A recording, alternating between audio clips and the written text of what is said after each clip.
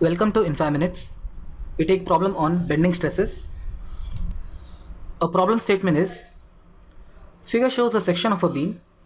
Determine the ratio of its moment of resistance to bending in the YY plane to that in the XX plane if the maximum bending stress remains same in two cases. So this is a given section. We see a section is a symmetrical section about both XX axis as well as YY axis. So these two axes are centroidal axis which is passing through the center of the section. Now in the problem they have asked to find out the moment of resistance Mr to bending in the YY plane to that in the XX plane. So moment of resistance to bending about YY plane is given as MRYY and moment of resistance to bending in the XX plane is given as MRXX. And they have given the condition that the maximum bending stress remains same in the two cases, meaning that bending stress sigma b about XX axis is equal to bending stress sigma b about YY axis. So in the problem, we have been asked to find the ratio of MRYY upon MRXX. So we start with the solution. MRYY upon MRXX is given as, if your bending takes place about YY plane, your centroidal YY axis becomes your neutral axis. So moment of resistance about YY is given as sigma b YY upon X max multiplied by IYY, where I is the moment of inertia of your section about centroidal YY axis.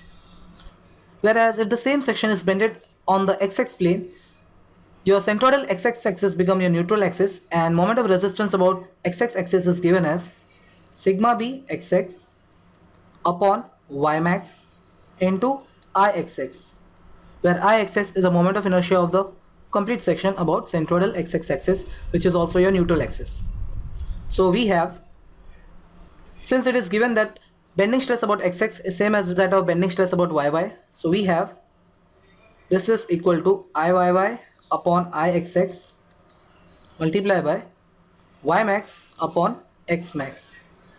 So in the problem, we need to find out the moment of inertia of the section about centroidal XX axis and centroidal YY axis, and we also need to determine the extreme layers of the section, and we also need to find out the distance of extreme layer when your section is bended about XX axis, which will be your Y max, and when your section is bended about YY axis, which will be your X max. So let's first find out the moment of inertia of the section about centroidal XX axis. For this purpose, we have divided the complete section into two parts. Part 1 is your rectangle whose width is 100 mm and depth is 140 mm, and the second part is your semicircular disc which is at the center and whose radius is 45 mm, and there are two discs equidistant from the centroidal YY axis. Now if we see, the centroidal XX axis of both part 1 and 2 passes through the same centroidal axis of the composite section due to the symmetry. So your moment of inertia of your complete section IXX will be given as IXX1 minus of IXX2. Since the centroidal axis of both the section passes through the same centroidal axis of total section, we do not need to apply the parallel axis theorem. So this IXX1 is given as BD cube by 12 minus the moment of inertia of this semicircular disc about the centroidal axis, which is given as pi by 128 into d to the power 4. Now since we have two discs of the same kind whose centroidal axis passes through same centroidal axis of total section, we simply multiply it by 2.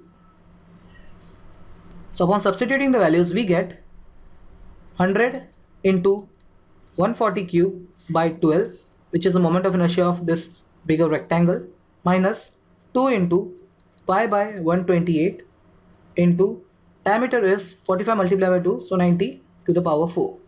Now this is equal to 19.65 into 10 to the power 6 mm to the power 4. Also, due to symmetry of the section about the centroidal XX axis, which is also your neutral axis, your Y max is given as half of your depth 140, which is 70 mm. And your Y max in compression is same as that of Y max in tension due to symmetry of the section.